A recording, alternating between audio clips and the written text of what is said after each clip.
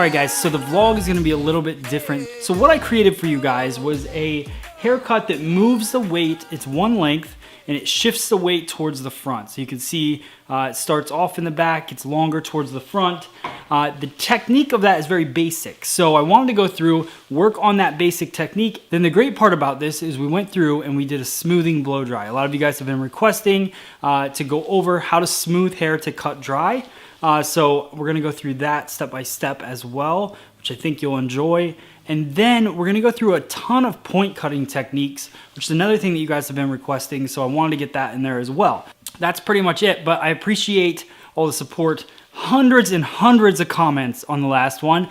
All of you guys watching it all the way through, so I appreciate that. And keep those comments coming. Let me know what you're feeling, how you're feeling about the vlog, how you're feeling for the day. I don't care. I love seeing the comments below. And that's pretty much it. So thank you guys so much for tuning in. Let's get started with our step-by-step. Here we go. All right, guys, so we're going to start off this technique using a center parting. Like I said before, this is going to be a very basic technique, but there's a lot of structure involved, so I want to definitely go through this step by step before we get into blow drying for the dry cutting portion of the haircut. So my goal is to push all the weight forward in the haircut. So I want to have the shortest point in the back. So what we're going to do is start off sectioning from occipital bone down to behind the ear, and then just bringing that section down about a 2-inch section and just cutting it horizontal in my fingers, palm to palm. Most people would consider this 0-degree elevation. For me, it's not 0 degrees because we're working with so many different rounds of the head, but I do consider this the lowest elevation possible. So what that's going to do is give me a one-length effect to the hair.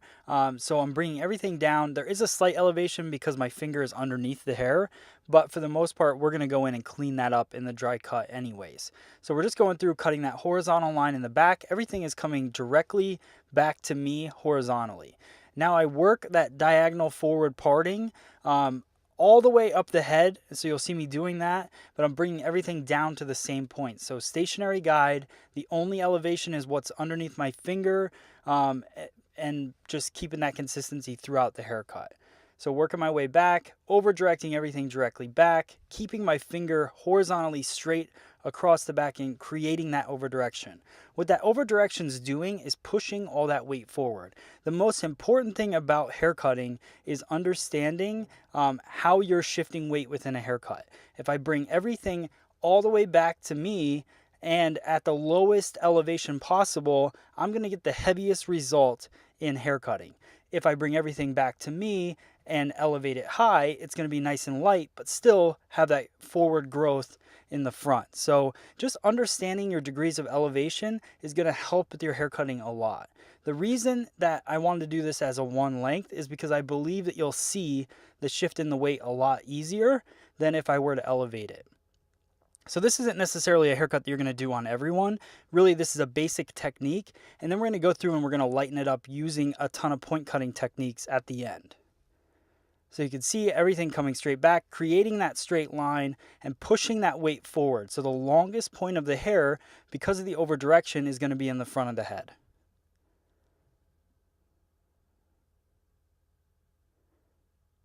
And we're just working our way across. Again, this is a basic haircut, but the technique that we're going to do at the end will make it change it from a basic haircut to a more advanced haircut.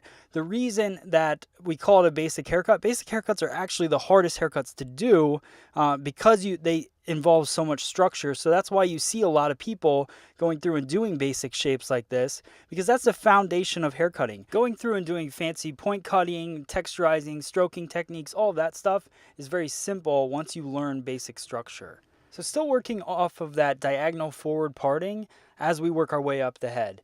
The key part here is just to make sure that our finger angle stays consistent in the back. I think that's the hardest thing. That's why you need to have that solid guide, and why I like to make sure that I cut my straight line across the back at the very beginning so that I know that both sides are even and I have a nice clean guide throughout both sides of the haircut. All right, so what I want you guys to notice in this part of the haircut is how I shift my finger angle back to match up with the angle that I've been creating the entire cut. So I take that diagonal forward parting, but I don't keep my finger angle diagonal forward because I want to keep that 0 degree elevation. So everything's coming straight back to me and keeping a flat horizontal line with my fingers. Okay, so as we finished up the last few sections, I think the key things, so we don't get too repetitive here, are making sure that your finger angle stays consistent, your elevation is nice and low, and then as you work through, we're going to fix everything else in the dry cut.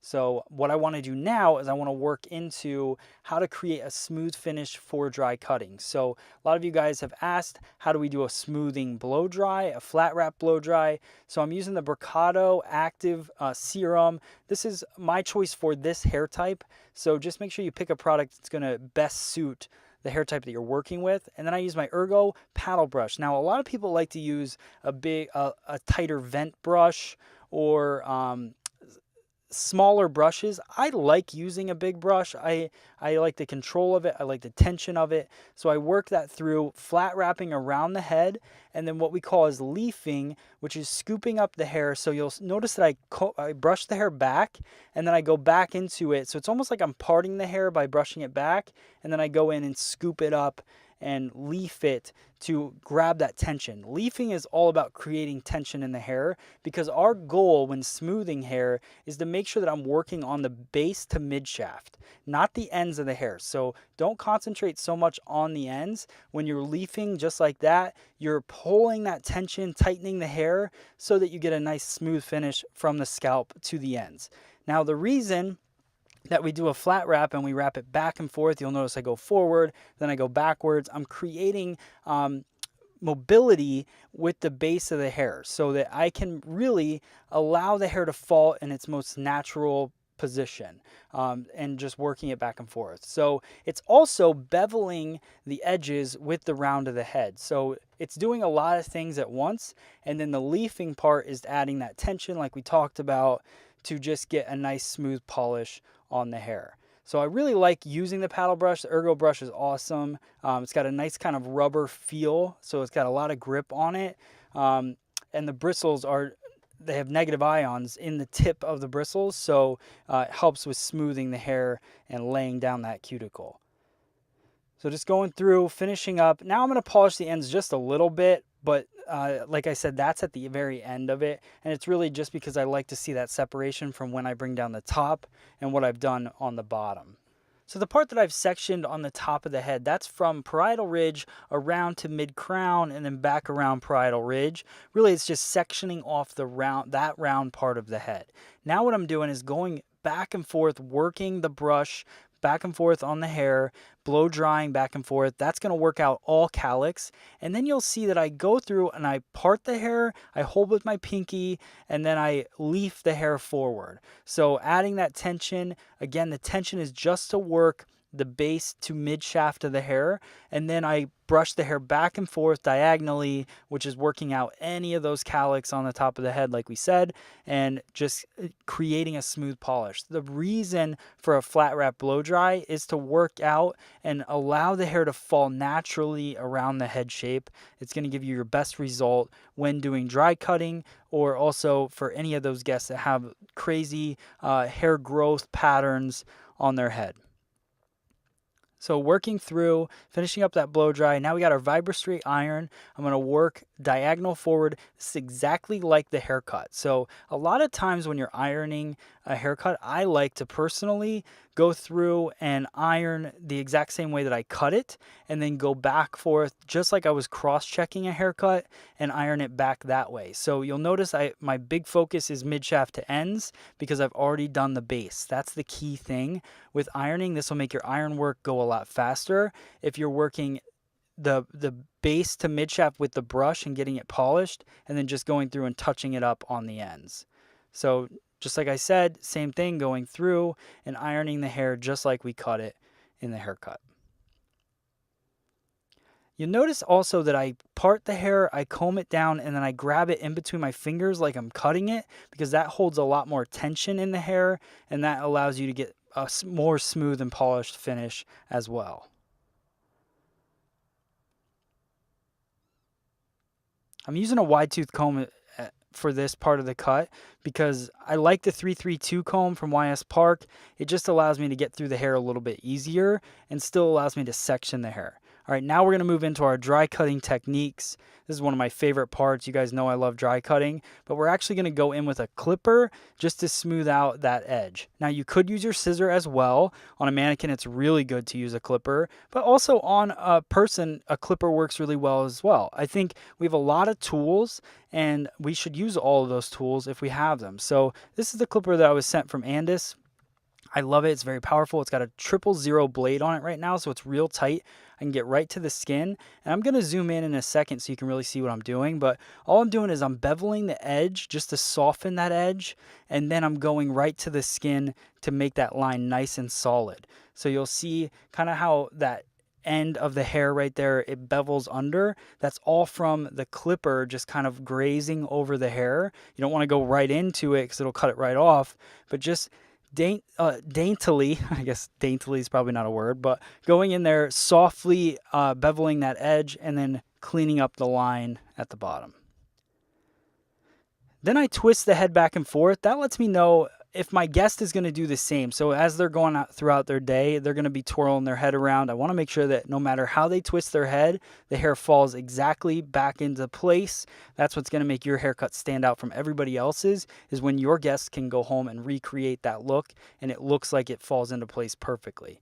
So you can see how that lays really nice. Now we're going to go in and do some point cutting. I'm now elevating the hair. What you'll see when you elevate the hair, because we had everything down at the lowest elevation, you can see the heaviness around the inner part of my finger, the top part of that section. You can see how heavy it is. So I'm just going through and point cutting into the hair.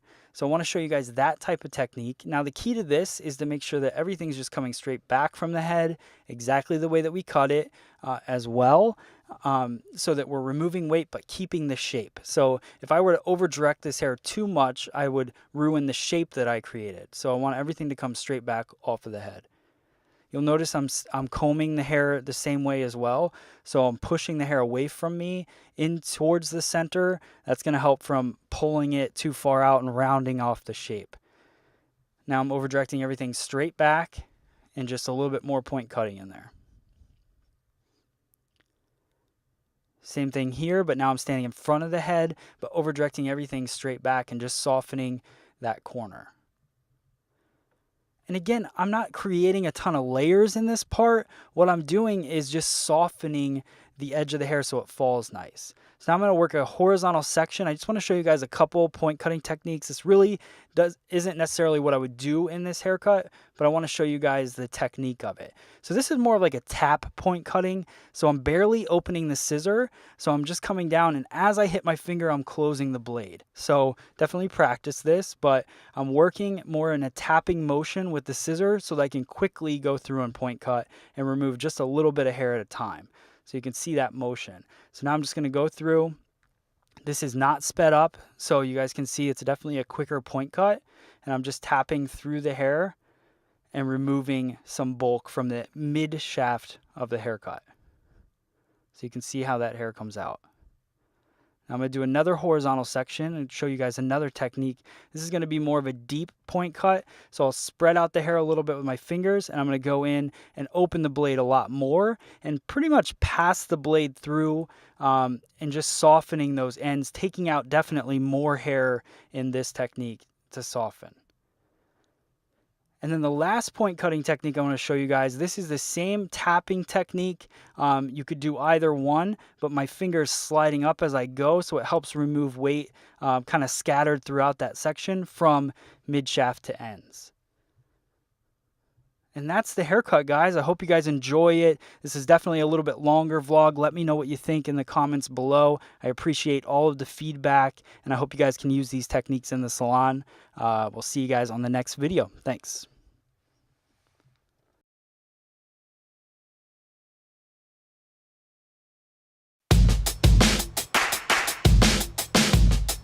Hey guys, Matt Beck from FreeSalonEducation.com, and I'm here to talk about a few of the favorite scissors that I have in my scissor pouch. We're going to start off with the DB20 scissor. I use a 5.7 Mizutani DB20. This is mostly for my precision cutting. And the reason for that is it's got a nice sleek blade to it. It's not too thin. I don't like too thin of a blade necessarily, but I like the strength of this blade. It feels really strong in your hand.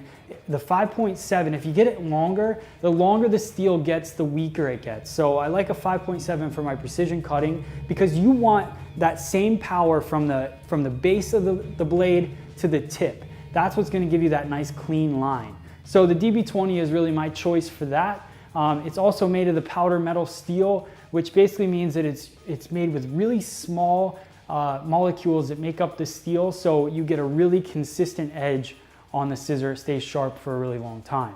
The next one is the MIZ Type Z2. This is ultimately my favorite scissor ever, but the thing that I like most about this is you can see, compared to the DB20, you can see that it gets a little bit fatter in the tip as opposed to the DB20 that stays and gets a little bit sleeker towards the tip. The reason for the thickness in the tip is what it's going to do is it's going to add more power to the tip of the blade. Typically your power comes in the very back of the blade, but with a Type Z2, think about point cutting. Point cutting, you want most of the power in the tip. You're not going to the base of the hair. So this is a great scissor for point cutting. So I use my DB20 to cut my straight lines, and then when I want to go in and I want to do some point cutting, I go in with my Type Z2, and the power that comes through as I'm cutting really creates that look that I'm going for. So I like using this for point cutting. I also use it for precision cutting. So if you wanted to go with just one scissor, I love the Type Z2. I use a 6-inch scissor for that, a little bit longer blade, but again, because of the power in the tip, you can go a little bit longer with the Type Z2 and not lose any of the strength towards the tip for your point cutting. And then the next one, another of my all-time favorites, I use this because I do a lot of men's cutting, but I like, I have a 6.5 blacksmith fit scissor. This one is cobalt steel, and I like the longer blade for this, especially when I'm working scissor over comb. And if you think about it with this, when you're cutting men's hair, you don't need all that power in the tip because as you're working through, it's gonna be nice and consistent. The other thing I like about the blacksmith fit is because it's the cobalt, it's a nice hard metal, so it really, you get all the strength all the way through. So you don't have to worry about having a fatter tip on that. So I keep that in my bag. When I'm doing scissor over comb work, this is the guy that I pull out. So DB20, Type Z2, blacksmith fit, these are my the three scissors that I love, I choose every day. We have some texturizing scissors that I also like, but we'll get into that in a different video. So I hope this video helps you guys, helps you when you're going through that process. I get a lot of questions about which scissor is my favorite, which ones are used for what. So I hope that kind of clarifies the reasoning behind all the scissors. So check them out, guys. You can check them out on shopfse.com. Make sure you join our community on freesaloneducation.com. Join, share your pictures, share your videos. We'd love to see everything that you guys are doing. Subscribe to us right here on YouTube, and I'll see you on the next video. Thanks.